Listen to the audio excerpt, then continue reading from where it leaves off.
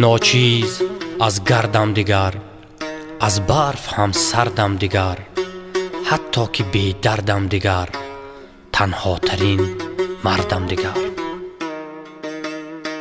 در آب یا در آتشم، بار خودم را خود کشم، زهری خیانت می چشم، تنها ترین مردم دیگر.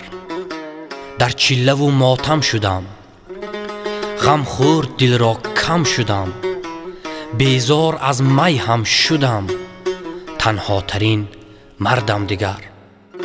در گردنم آزارها، پیچ چوبندی دارها، بیدرود ای دیوارها، تنها ترین مردم دیگر.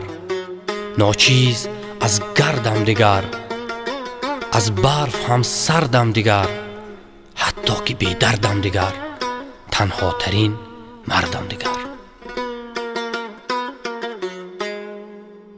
عذابم را نمی دانید افسوس، علم از دل نمی رانید افسوس.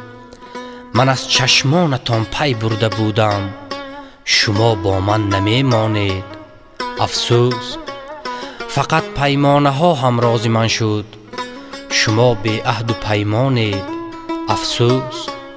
گه زیبایی آرامش نیارد، شما زیبای دورانید افسوس.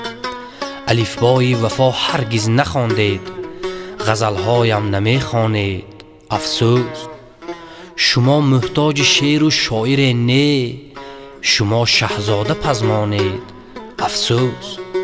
دریغ این همه باران اشکم، شما خاکی بیابانید افسوس. اگر این است عمری بدتر از مرگ، به گورم لاله می مانید افسوس افسوس.